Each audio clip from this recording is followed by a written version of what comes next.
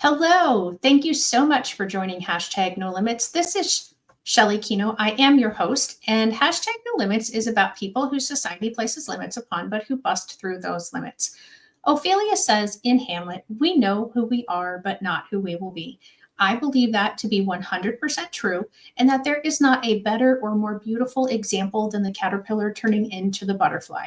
Quick science lesson for those who don't know: the caterpillar literally dissolves into its cells and then it reforms into the butterfly in that cocoon, but it's not finished. It has to struggle in order for its wings to be able to carry it everywhere it's going to go once it gets out of the cocoon.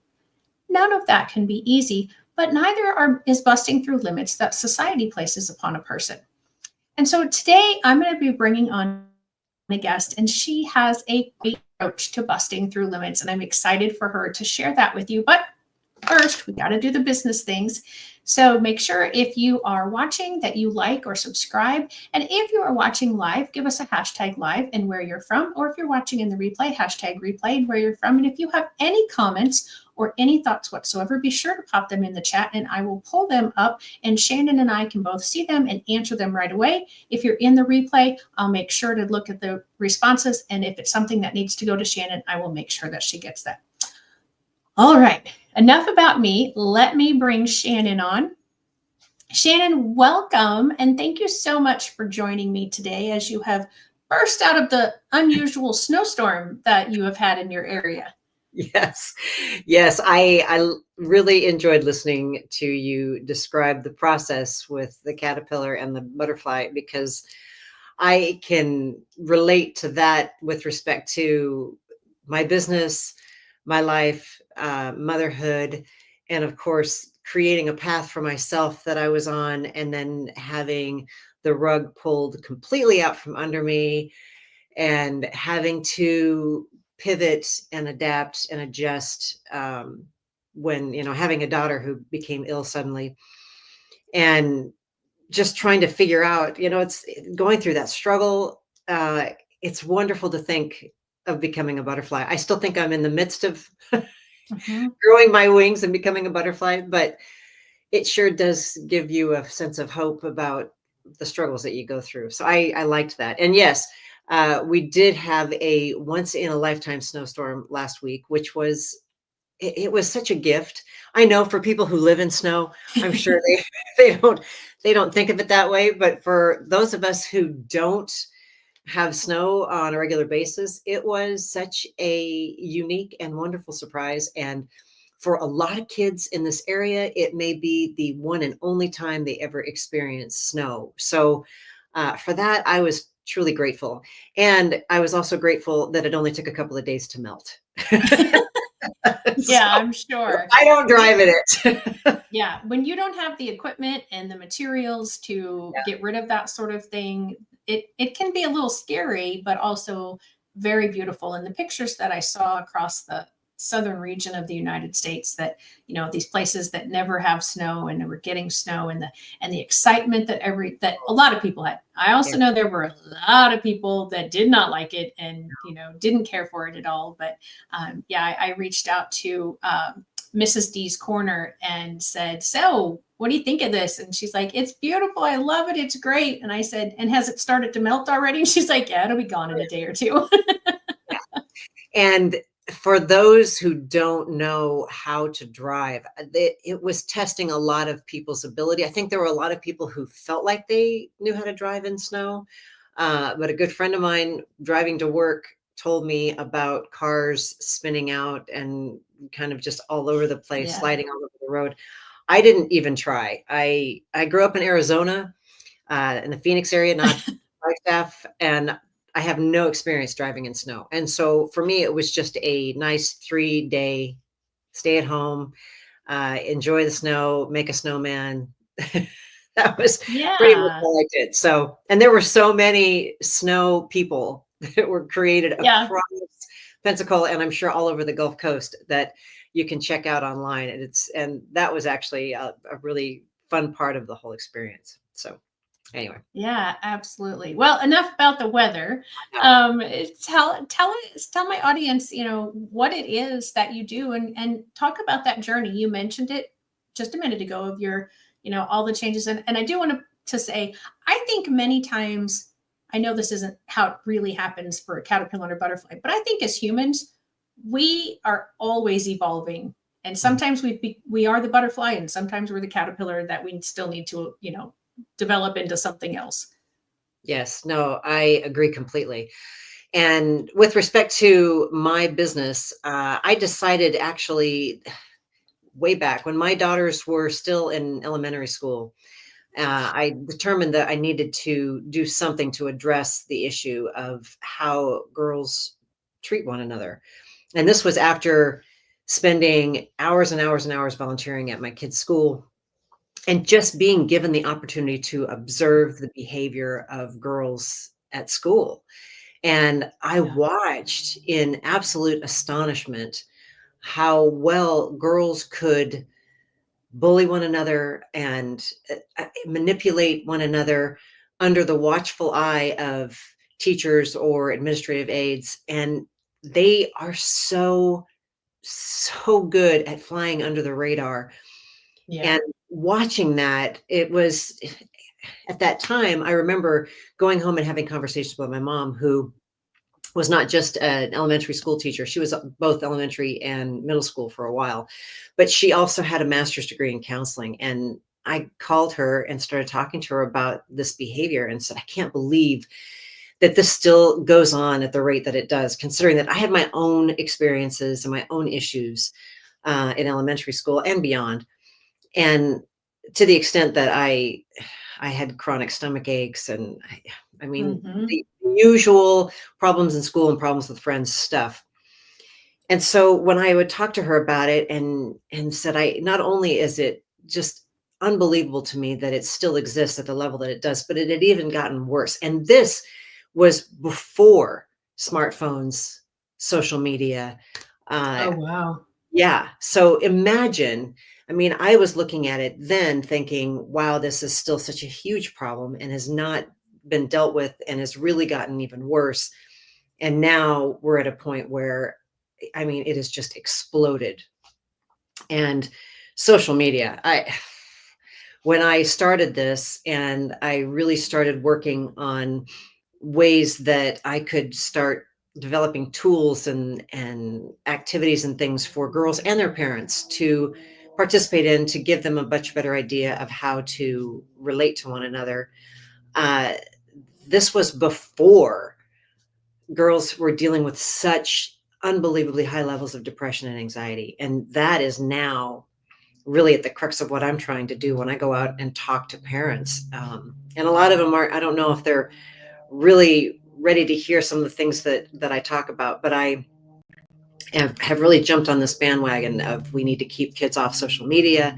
We need to Mm-hmm. limit their time with phones. We need to actually decide when they should have their first smartphone. And I don't believe it's anytime before middle school. In fact, I think the parents should hold out as long as possible. So when I started with all of this, I mean, it was the ideas were simple. It's a brand called the Breadcrumbs. I mean, my company is My Crummy World, and it's comprised of Penelope Pumpernickel, Rachel Rice, Samantha Sourdough, Whitney Wheat. They're all made of bread. They leave a trail. It's, the whole idea being if you follow a Uh-huh. trail of breadcrumbs, you can find your way. And so this trail of breadcrumbs for girls was stories and activities and experiences that taught girls through their own personal struggles, their failures. It taught girls how to be more accepting of who they are and kinder to one another. I mean, that was kind of the basis of all of it. And at the time, my girls, like I said, were in elementary school, and I was putting all this together and getting a lot of great feedback from teachers and counselors and whatnot, and going out and having talks at schools. And this was all going wonderfully at the time. And little did I know that in the midst of this, and as things were kind of picking up, that my daughter would become ill and that she would deal with relational aggression and the cruelty that exists among girls in a way that was so much more magnified. And so that gave me real insight. I thought I knew how bad it was when I started. I had no idea. And I tell you, when I will never forget when I was first giving these talks, I had this visual that showed a girl kind of crouched in the corner, and it said, "Welcome to the jungle." And it showed all the different social media outlets. And I started talking with parents about how you really have to be on guard so that your daughter doesn't become this girl. And fast forward, I recently spoke to a room full of parents where I said, I was that parent who inserted myself into my kid's life in every possible way and was involved in the PTA, was at the school all the time. And still, I mean, I thought I had my finger on the pulse of everything going on in my kids' lives. And my daughter became that girl in my graphic. I mean, she started circling the drain and right under my nose. So to say, it's like I'm going to bully proof my kid's life. I'm going to bully proof my, it's like you do everything you can when you have your first baby to child proof your home and baby proof your home so that they never get hurt. And that baby will still find the area that you have neglected. They'll find it. And I feel like that is kind of mirrors what happens in our lives with our kids. As much as we do to protect them, and as at the lengths that we go to try to make sure that we can keep an eye on everything, it's not going to happen. And so, and especially when you have a child who has special needs or a unique diagnosis or something, some other layer on top of everything else, there's no way to really protect yourself or your kid from all of those things. So talking about it and making parents aware of the things that are out there and what to look for with your kids and in your kids, so that you can take steps as soon as possible to try to intervene and just make sure you have the right kind of relationship with your child so that you can discuss the things that are going on. That's a great place to start. But I tell you, just getting into kind of the nitty gritty of where girls are right now in school and what's going on with them is such a huge, it's such a huge problem. With so many layers, that it would take a long time to really kind of dive into all of it. But I mean, and was a part of an anthology that comes out next month called She Grows Stronger. And I actually wrote a chapter for this where I talk in depth about my journey with my daughter. And it's some parts of it get really raw about, again, thinking that we're in one place, we're in a good place, and finding out the hard way that we're not. And those are wake-up calls that parents just, it's chilling to even think about. And I really feel like we have to start figuring out how to check in with our kids more and make sure. And I'm sure you work with parents all the time and trying to kind of give them ideas about, hey, it's nice that you're putting in place a lot of these plans and things that kind of help them navigate the school and ways that will help them with whatever it is that they're dealing with. But that really doesn't protect them from a lot of the social stuff that goes on. And I don't know how, that's something I'm trying to do just by talking to parents and through my brand and the resources that I have and my stories. But that's a difficult conversation to have. And especially if parents don't even know what's coming.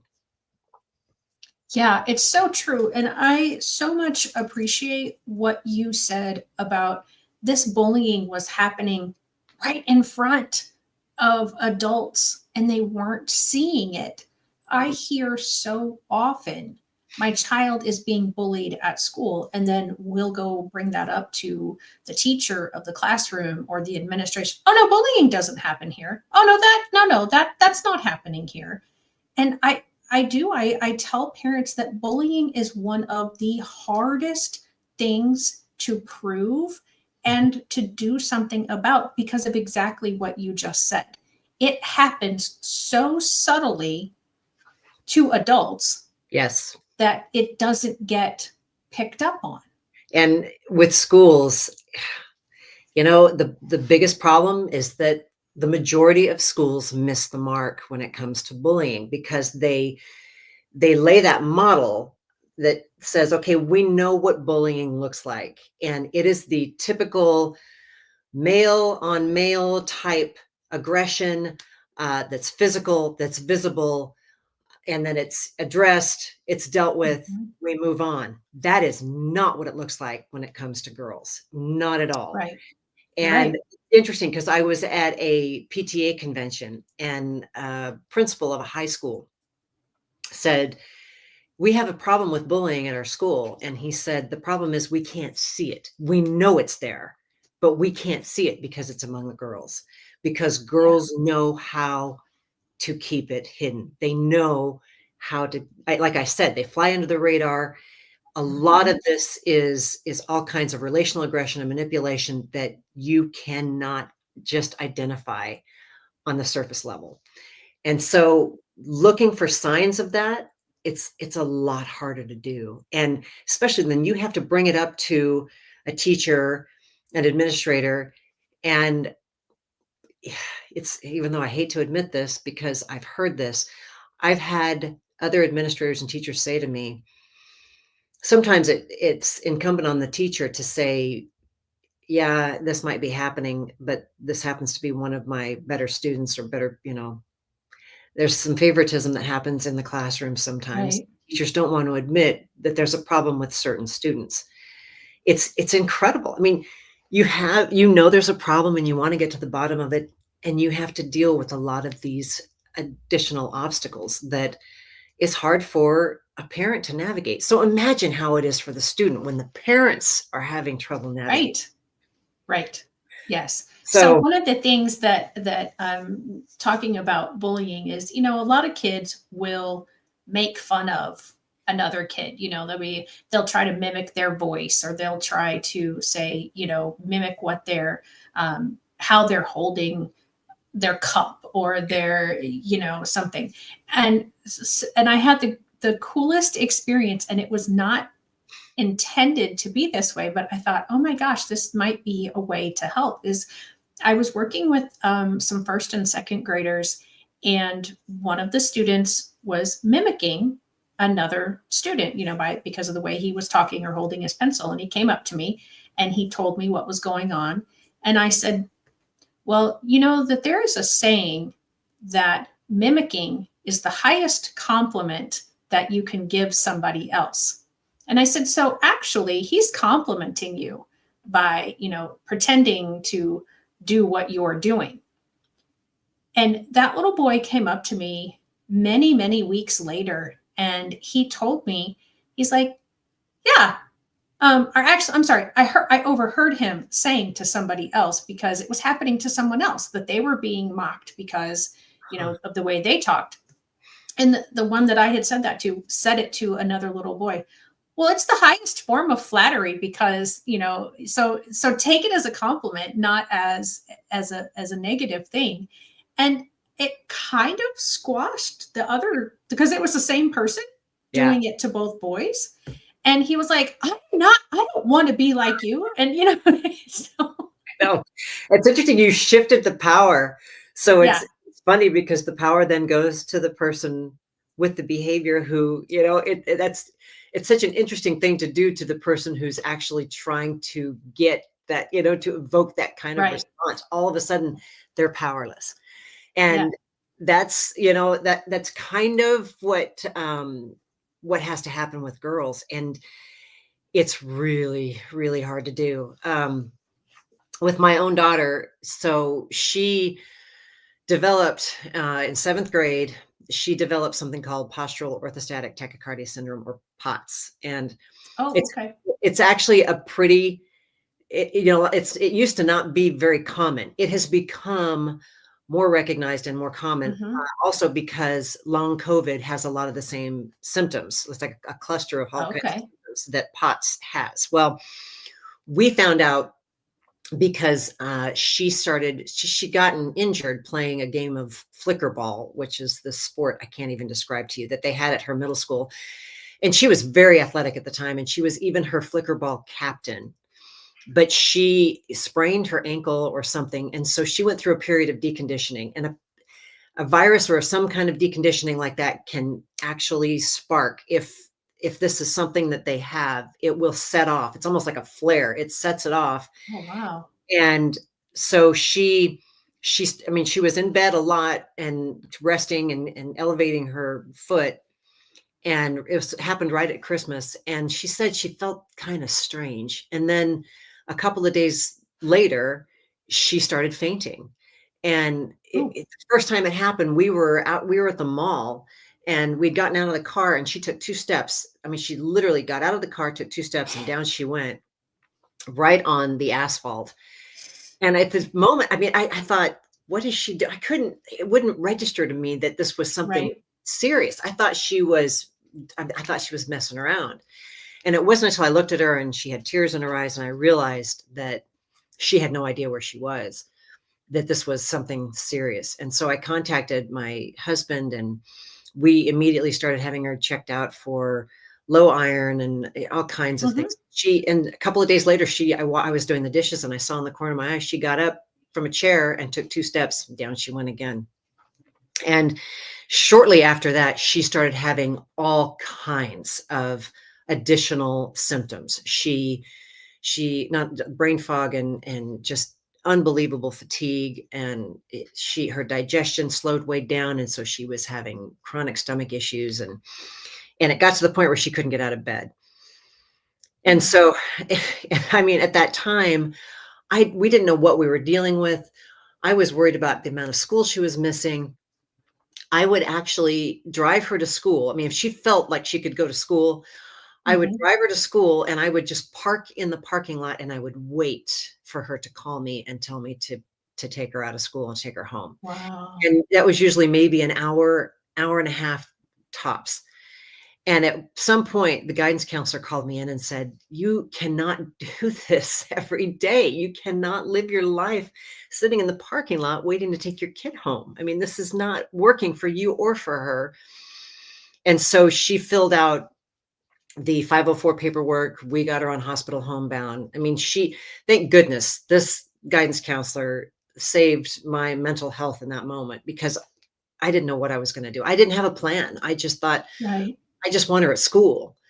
So once we got her on hospital homebound and she was able to do a lot of her homework when she felt up to it, she got to the point where, I mean, we flew her to see a specialist and had her tested and figured out how we needed to, via drugs and salt water, and how to keep her upright as long as possible. And of course, the school didn't really want her there if she was, a potential fainting risk because of the liability. Sure.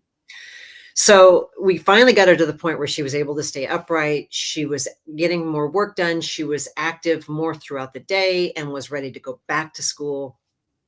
And she was so excited about going back to school. I remember, I mean, that it was like Christmas. She just couldn't wait to go back to school and see her friends and be a part of things again.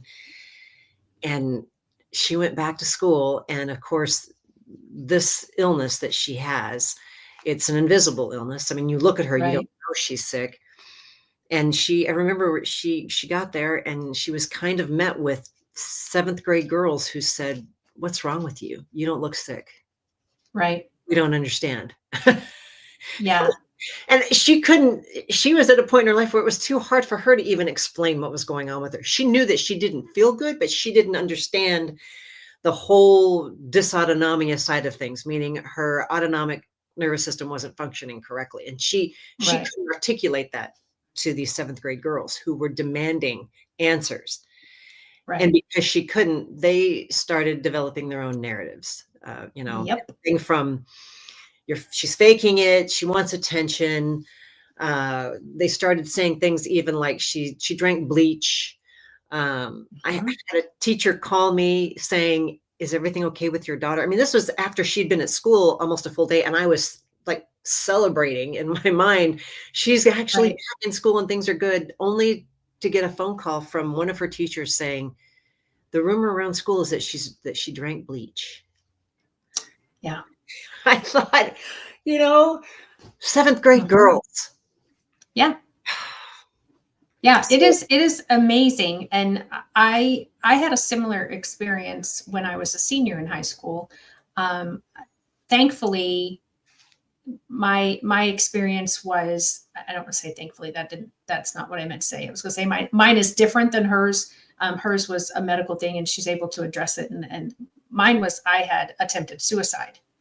And when I was out of school from October 10th until after Christmas break. And of course, senior in high school, girl, out of school, I was pregnant. I'd had an abortion. I was in an institution. I mean, because we didn't tell anybody. I was ashamed. My parents were embarrassed, and there was the whole anxiety wasn't a word that was used at that time. And so nobody knew that that's what I had dealt with from such an early age until that point. And yeah, trying to explain like why I felt the way I felt to people, it didn't make sense to other people. And so when something doesn't make sense, I have noticed that people will just not want to believe it because it doesn't make sense to them. So they'll make something up that does make sense to them. Yep. Exactly. They start. And junior high girls are the worst, by the way. Terrible. They are terrible. Yeah.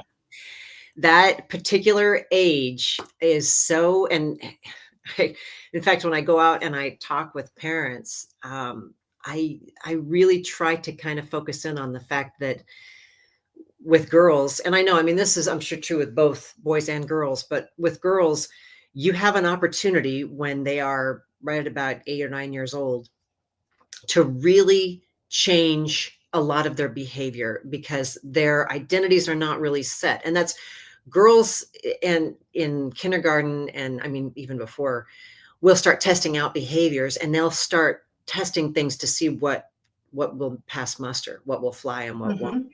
So that's, and I talk about this where I use the example of girls saying, if you don't, whatever it is they want to get, whether it's sit by me at lunch or work with me on this project, I won't be your friend anymore. And that's a perfect example of relational aggression in its earliest and purest form. And girls test it. Right. They test it to see, is this going to get me what I want? And if it does, then that's where they start to live. It's like, okay, I use this, it works, I'm going to keep doing it. And so parents and teachers have opportunities to really shape and mold this behavior at an early age. And if they don't, if they miss that, then kids start to think this behavior is acceptable, it's normalized, this is what I'm taking with me, I'm going to go right into middle school. And guess what happens? I mean, and this is why you have kids in middle school that think it's okay to create these narratives. They think it's okay to do, I mean, the type of relational aggression at that point. And social media, I mean, there's a whole, and I always talk about it. I don't know if you're familiar with Jonathan Haidt's book, The Anxious Generation, which is a fantastic book. And I recommend it to everyone because he really gets into how social media is much more harmful for girls than boys and why. And it's because girls are looking for, I mean, the kind of community and communion, as he calls it, that they look for, and acceptance, they're not finding on social media. And relational aggression, I mean, you want to talk about a hotbed. Social media is perfect for all kinds of relational aggression because what girls can do when they're behind a keyboard and they can be anonymous and they can make up all kinds of additional fake accounts to pile on, it's unbelievable. And when I talk about this with parents and I say to them, if I were a doctor and I stood up here and I told you there was this substance that was so harmful to kids that it created, anxiety and depression and high spiked rates of suicide, and would you eliminate this from your child's life? And across the board, 100%, yes. I say, okay, guess what? There's something out there that's doing this, and it's social media and it's cell phones. And then they immediately say, oh no, but no, my child needs it for this, and this, and they need to be able to get a hold of me when they're at school. And what if something happens at school? And that is Yeah. really a challenge for parents. And we have to reach a point where they start to see the risk is too high, the benefit is too low. And I know there's this FOMO that parents have Mhm. for their kids that they have to really get a hold of. And whether it's forming alliances with other parents that your kids are friends with, or whatever it is, do what you need to do to start really placing limits on the time they spend on social media and the time they spend on their phones. And I tell you, across the board, I am 100% behind banning phones in schools.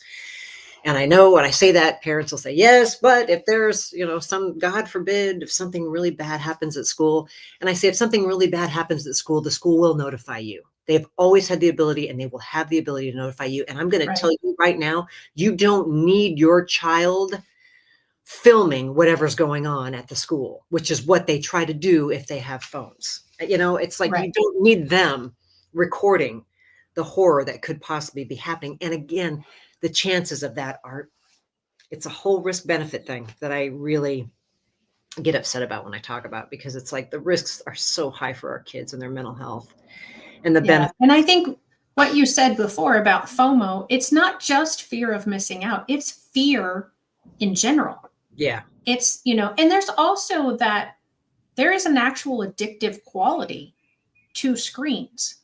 And Yes. Oh, and yes. so you add in the addictive quality that parents have, Yeah. and I'm pointing at myself because I'm one who will waste way too much time playing games on my phone. um, and there's then that fear of, well, I don't know this information. I had a conversation with somebody who is the same age as I am a few months ago, and she could not find her daughter. She called her, she texted her, the app that she had that showed where her daughter was, it wasn't working, and she was in complete panic mode because for like 20 minutes she didn't know where her daughter was. And I get that. Yeah. I because we do live in a very scary society of, things, which I'm not going to mention. But I looked at her and I said, what did our parents do? We didn't have cell phones. I know. We were gone for hours at a time. We said, okay, we're going with so and so to this place and we'll be back in 5 hours. And they they had no clue, but I am guilty. I 100%. I get it. Yeah. I am guilty too. We live in a very small rural town, like almost a negative crime rate, because the crime that happens, there's an interstate that runs nearby us. And a lot of the crime happens on the interstate, but it counts for our town. And even when our daughter was little, I was very paranoid. She was our only child. Like, I didn't want her walking 8 blocks from our house to her friend's house. My goodness, my parents, I was gone for hours, bike riding, whatever. And so I get that fear. I completely understand that fear. But that cell phone thing, that's, it is, because I think when parents are dealing with, that, if you said it was a drug or a substance, that's easy to set up, throw away, get rid of. But our kids' phones, their tablets, for a lot of families, that's a babysitter. I know. And so now you're taking away, or that's not even a babysitter, but it's like, okay, I know my kid is safe for 5 minutes. I can cook dinner, or I can, just have a minute to take a shower, or whatever it is. And we have become so dependent. And I think we got to go back to not exactly the way our parents did it, but something. Yeah. And if you research it, you will find that the people who make these apps and have, the like the Facebook and Microsoft, so many people who have the real knowledge about this stuff don't allow their kids. Oh, I know. I know. Yeah. In the research that I have done, just looking at this whole issue, it's interesting in that there's a new form of TikTok that the Chinese use that has, Mhm. and it has greater parental controls than the TikTok that our kids use. Um, and I was listening to a podcast with Jonathan Haidt, and he was talking with another gentleman. I can't remember who it was, but they were talking about trying to do cell phone diets and putting their kids on, cell phone diets or fasts, if you will. Mhm.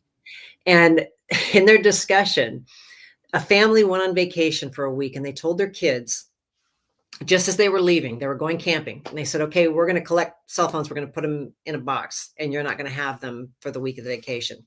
And of course, the minute the kids heard this, they were just like, oh no, you can't do this to us. You're cutting us off from our Right. friends. You're cutting us. This is our whole social network. They said, Right. nope, this is what we're doing. And so they collected the cell phones and they put them away. And they said the next 24 to 36 hours was absolute misery. I mean, because the kids went through withdrawal. I mean, Mhm. actual withdrawal. And they're not getting the dopamine hit, when they're going and Right. checking for the Yep. likes and they said, so if you can, and they said, that's where a lot of parents will give in and say, okay, no, we can't do this.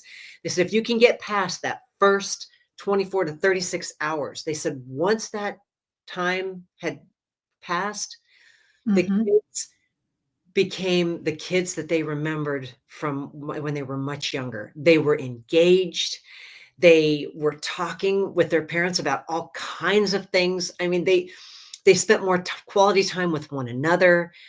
It's just unbelievable, the difference in these kids when they really had to step away from their devices for, an extended period of time. And that's why I would love I feel like parents should have this challenge, whether it be maybe over Christmas or even over the summer.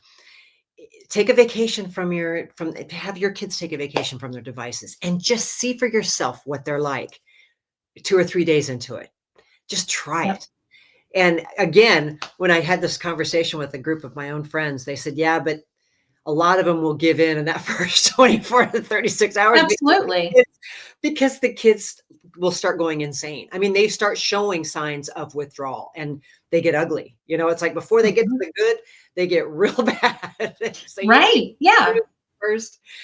And so I thought about this with my own kids. And of course, having the discussions that I've had. And when we went through this with our daughter, our youngest, it was right at the time when smartphones had been introduced and kids were starting to try out social media. I mean, I remember hearing the word streaks, Snapchat. You got to have these streaks with all your friends. And it was, you got Mhm. all this social credibility if you were, maintaining streaks. Right. And at the time when we had a child who was out of school and feeling like she was a connected part of her community, her school community, we felt like having social media for her was kind of a gift because it kept her connected, and it Right. was a way for her to stay.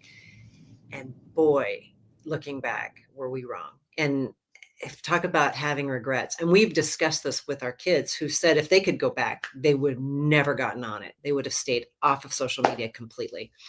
And it's interesting because Gen Zers have regrets. They've polled a huge swath of Gen Zers about social media and said, if you could go back, would you do things differently? And the majority of them say, yes, I would definitely do things Mm. differently, which tells you there's just so much reinforcement for cutting back on the social media and the devices. And yet it just seems like it is really the hardest thing to convince parents to do.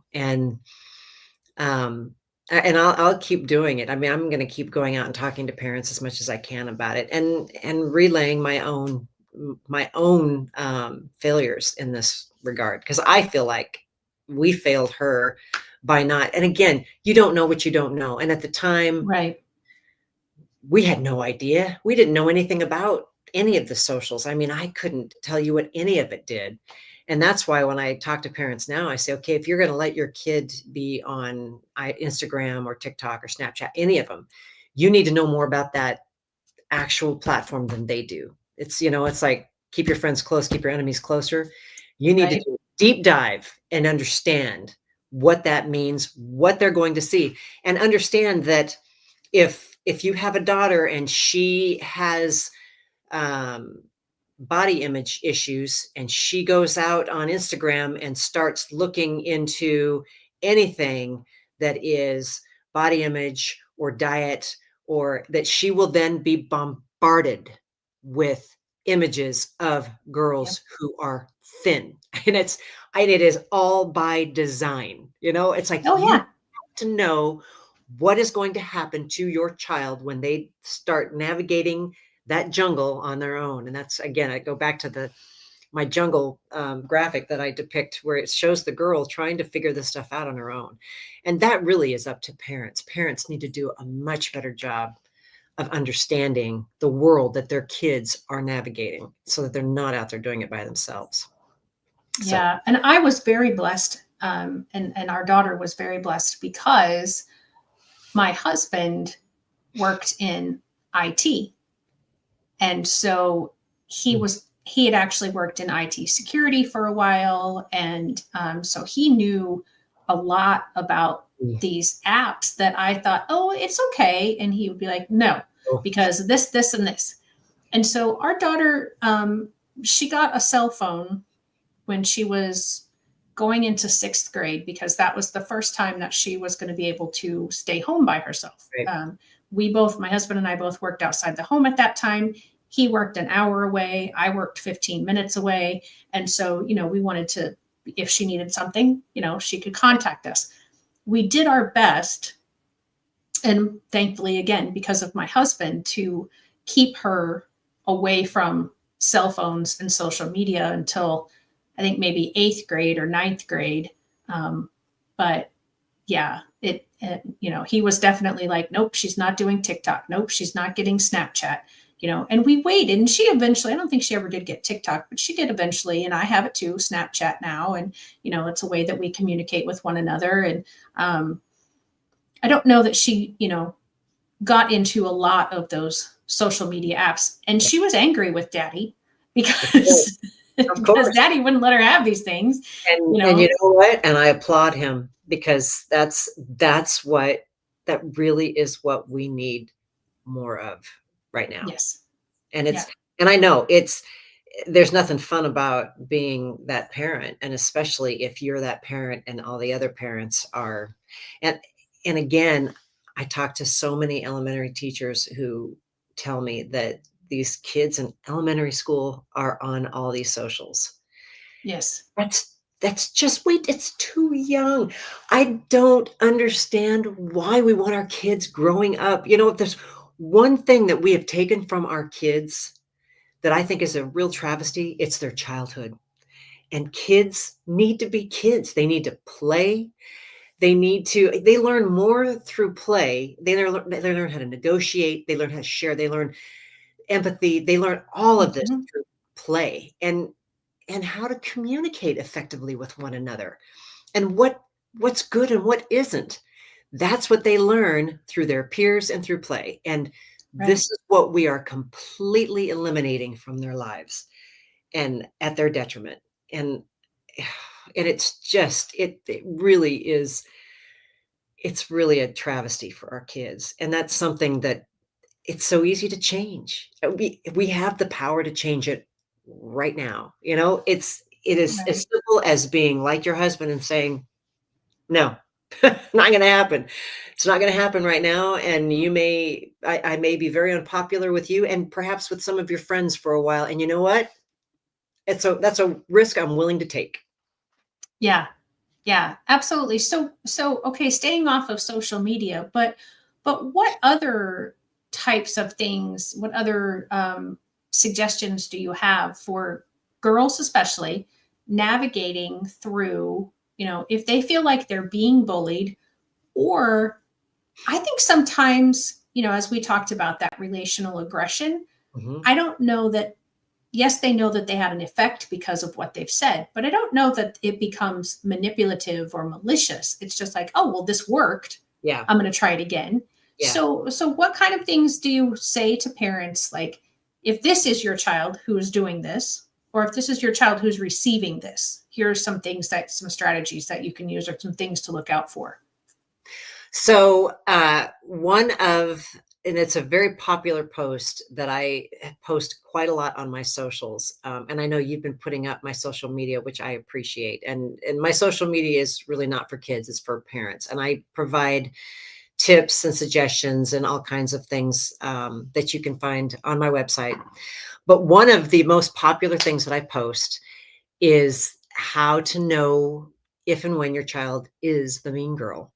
And this came about after I read another book that I absolutely love, that I highly recommend, which is called Little Girls Can Be Mean. And in this book, it talks about the signs of relational aggression and how to start spotting it in the behaviors of girls around your child. But I was at a school giving a talk one night, and I was talking about dealing with the mean girl and who talking about mean girl qualities and attributes and whatnot. And I had a mom raise her hand, and she said, my daughter doesn't have these problems at school. And I said, that's interesting you say that. I said, because one of two things could be at play. I said, either she is having the problems, but she's not communicating this with you. And that's something that I really try to address through a lot of the stuff that I do, my tools. And I have books that really try to help build connection between parents and their kids. But I said, if it's not that, I said, the problem might be that your daughter is the mean girl. And there was I heard this audible gasp when I said that. And I actually had a couple of other moms that came up to me after I got done speaking, and they said, thank you for saying that. And, and I said, I wasn't trying to, to pinpoint anything in particular, to actually bring this up in front of the rest of the group. But that's just a common thing. And I heard this when I went to the Girl Scout convention almost 2 years ago now, where I would get up and I would talk about these things. And a lot of times moms would come over to me and they would say, mean girls raise mean girls, and we have a lot of Girl Scout leaders who are mean girls. And it was like, wow. And they said they need to be reading a lot of the stuff that you're putting out there. So I actually do have, and it's on my social media, I have signs to determine whether or not your daughter is the mean girl and what to do about it. And so, and I put it out there constantly. I cycle through them over and over and over because I get asked for it quite a lot. Mm-hmm. And there are things that you can do. You can the first thing you have to do, of course, is to observe. You have to be observing your kid's behavior. And I'm going to tell you, if she, and I say she, because this really applies more to girls than boys, obviously, and I will address that in just a second. But if she is always commanding the group and always in charge and always dictating how things are going to go, if she's kind of the ringleader. And so there are a lot of parents who don't want to admit, yeah, okay, they kind of take pride. My kid's, she's really assertive, and I'm so proud of her. Yeah, there's a fine line between assertive and aggressive. And what that line is. If you're looking, you can see it. And I talk about, things to look for that actually indicate, because you don't want to in any way shame them for being assertive. I think it's important for girls to learn assertiveness. And there's a great way to be assertive. But there's an aggressive side that's where you take the assertive and you get too far and they become overly aggressive. And all of a sudden they're directing everything. That's a problem. And so you have to observe. And once you observe and you identify that these behaviors are going on, there are things that you can do. You can start you have to start having conversations with your kid about this stuff and trying to connect. And I know we live in a world, and I talk about this more than anything. We live in a world that struggles to connect. We are experiencing what's been called a crisis of connection. And that is because of the explosion of technology, and it's only going to get worse. Mm-hmm. Phones, technology, all of this, it forces us to connect less with each other and to stay really engaged in what we're doing on our computers, on our phones, on our devices, whatever. So we have to try to step out and start connecting more. And when I talk to parents, I say, I know it's hard to connect. And especially, and my books and things are not just designed for parents. Because when I went to one of my first vendor shows, and I have my crummy guide to baking and friendship making, which teaches girls how to make all the different kinds of breads, pumpernickel, sourdough, rye, wheat, and others, brioche and focaccia, and it's all in this book. But in addition to that, there are stories and activities and discussion prompts. And I do that so that parents, I say, if you have an opportunity to spend time in the kitchen, and if there's one thing we learned during the pandemic, it's that the kitchen is where all the magic happens. That's the best place to have conversations where kids don't feel like they're being interrogated.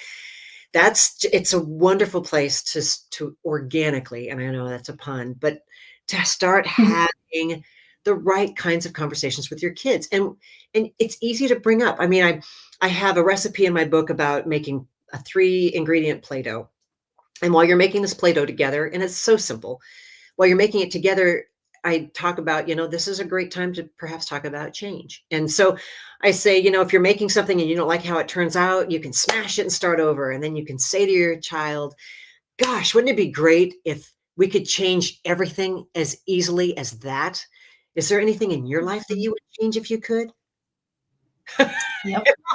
I mean, boom, little prompts that can lead to huge discussions. And those kinds of conversations have to start happening. Connecting with your kid, observing the behavior, connecting with your kid, and then, of course, modeling the kind of behavior. You want to start tweaking the things that you know that they can change.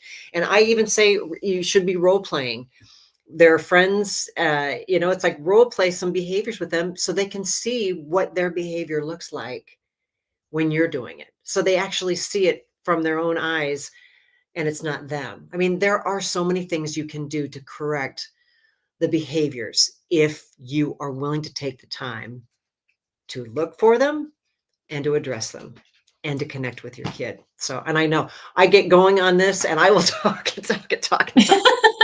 Because I mean, that's what I know. I have all these things. And so when I went to my first vendor fair with my crummy guide to baking and friendship making, which is back there, and I have color-coded coordinating measuring cups and spoons that have the characters so that younger bakers can figure out precise measurements. And I have a hat and apron set. You can see all this on my website. But I went out there thinking, when you talk to people in business development, they say, well, describe your ideal customer. And of course, I described, this 30-year-old mom with 3 kids, and I mean, I was like, I could just picture my ideal customer. And I went to my first vendor fair and I cannot tell you, grandmother after grandmother after grandmother after grandmother came to my booth saying, I'm the one who has the time to spend in the kitchen with my grandkids. And I'm the one looking for things to do and things to talk about while we're in the kitchen together. And I remember my first vendor fair, I sold out to grandmothers. And so now when I talk to parents, I say, hey, this is not just a great gift for your kid. This is a great gift for one of your parents because it's like, yes, it provides them with things that they can do together and make meaningful memories while they're spending time doing something together in the kitchen. So, and yeah, I see you're scrolling through my website. This gives everyone, and the other thing that you did go past, which I love, I recently came out with, I've got this card game. It's called Catch the Match. And it is a positive affirmation, concentration, and memory game that has things like, I'm kind to my friends and family. I am unique and there's no one else like me. I am a dreamer and I love to dream about, this one's about chasing furry friends because it's Pepper, the little dog in my line. But I have, I am powerful and stand up for myself. That's it. When necessary, I love to explore. I stand up for others. I believe in myself. There are all kinds of positive affirmations that kids, and in fact, I have a mom who reached out to me and said she got 2 of these for one for her daughter and one for her niece. And she said they love it because they're saying these things over and over and over as they play the game. And these are the kinds of positive affirmations that I really believe girls need at the right age. And I tell you, they need to believe that they can stand up for themselves and they can stand up for their friends, and they, it just, that they can be kind, that they can, I just, these are the kinds of things that I'm trying to do to help build the right kind of girl at the right time. And I said, we need girls who are kinder to one another desperately. So get them off of their phone Yes. and get them doing other things, either whether it's baking and doing stuff in the kitchen or playing this games or, whatever the case is. So This is awesome. thank you. So are you also developing another game? Because you had mentioned that to me before, that you were developing a game to go along with what's on the YouTube channel. Is this it, or is there something else? This is not it. No, this is not it. I Okay. am trying, and that's in development. And that's something I'm working on constantly. I know I want to develop an interactive game that allows you, because yes, I do have a YouTube channel and it's filled with all kinds of positivity. There are, I say I've got short scripts, short scripts, baking tips, and short scripts, friendship tips. So I have tips on friendship, tips on baking. I have got the things to look for to see if your daughter's the mean girl. That's on my YouTube channel, so you can watch it there. And I've got a gal who is fabulous, who is helping develop the animation side, which I know when I go out to these vendor shows and things, and I say, the dream of mine is one day for girls to actually recognize my characters. And that will happen if they become animated and they start doing, all kinds of positive things that girls can identify with. So I'm trying to do that with like friendship songs and just, again, all positive affirmations and whatnot. So that's all on my YouTube channel. But yes, I would like a game that would be fully interactive with that somehow. And we're working on it. I say we as my group and I are working on it. So we'll see. Okay. Well, Shannon, it has been amazing chatting with you today. And I just want to spell a few things out. So the website is mycrummyworld.com. And crummy is the word crumb, C-R-U-M-B-Y. So M-Y-C-R-U-M-B-Y, W-O-R-L-D, no hyphens, no periods, nothing, just all one word. And then any of her her social media, if it needs an @ symbol in front of it or it doesn't, it's going to be My Crummy World as well. You're going to find her on Instagram, Facebook, YouTube. I'm presuming TT is TikTok. Yep. And then what is PIN? That's one I don't know. Oh, Pinterest. Oh, I do know Pinterest. I just didn't know. I'm so used to each letter standing for something. I know. What does PIN stand for? I know. Yeah, that's Pinterest. Okay, so yes, absolutely. Go find that information, get that from her. If you have girls in your life at all, I'm thinking of getting, a couple of those affirmation card games and maybe donating them to some of the schools around my area. What you talked about before regarding the grandparents, my mother-in-law has very many grandchildren, and she has grandma camp every year. Wonderful. And so the kids that live far away, which is a lot of her grandkids, will come and stay at her house for a number of days or a week. And she has taught the ones that, like, including my daughter. My daughter didn't get to go at grandma camp. She was just going to stay with grandma and grandpa for a while. And her experience was different because she's the oldest grandchild. Mm-hmm. And grandma and grandpa were both working. And now that grandma and grandpa are retired, grandma camp is a completely different thing. But in both scenarios, grandma spent time teaching them how to cook, how to bake. They made things together. Grandma's an amazing cook and baker. And so, she shared those recipes with her mostly granddaughters, but I know a couple of the grandsons. She has almost all granddaughters, but a couple of the grandsons have, been over. They live closer. And so they've learned some of her skills too. And yeah, grandma's not on social media, and grandma's not, she hardly ever sits down. So she absolutely was a great example of what you talked about. Yep. My mom, the same way. She always, whenever her grandkids are over, would sit and play games with them and, go outside and do activities with them. And so 100% I can see the grandparents have the time, and they, there's just a different connection between grandparents and grandchildren. And yeah, I mean, I'm thinking of my mom, and she watched my daughter every day while I student taught. And I would go to pick her up, and my daughter would have stories of making dandelion soup and climbing trees and walking outside and, finding different things with grandma and playing different board games and different things. And yeah, our grandparents are invaluable resources when they get to be grandparents and they don't have to be the ones raising the kids. There's a Exactly. whole nother conversation that we could have. Oh, I know. I agree. I agree completely. And Yeah. I just love being able to say, so when I go out now and I look at people differently as they approach my booth, because I'll see a grandparent approach and I say, oh, I have something wonderful for you. Because I said, I love Yes. to know you spend the time, and I am just going to provide additional things for you to do. And they just like sign us up. We're ready to go. They're so Yeah, great. that's They're so awesome. great.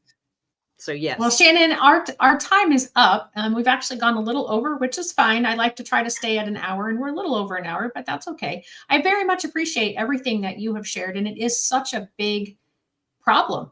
Yes. I mean, I don't know what other word to associate with it other than it is a problem, and it has been a problem for as long as girls have been girls, probably. I mean, I hope I never bullied anybody unintentionally. I know I didn't bully anybody intentionally, but I may have said something or done something without realizing, Yeah. the recipient's reaction to it. But guys, make sure you find her, Shannon Addison, My Crummy World. Check her out. Thank you so much for being here. Make sure that you like and subscribe to the channel, and I will see you next time. Thank Bye-bye. you so much.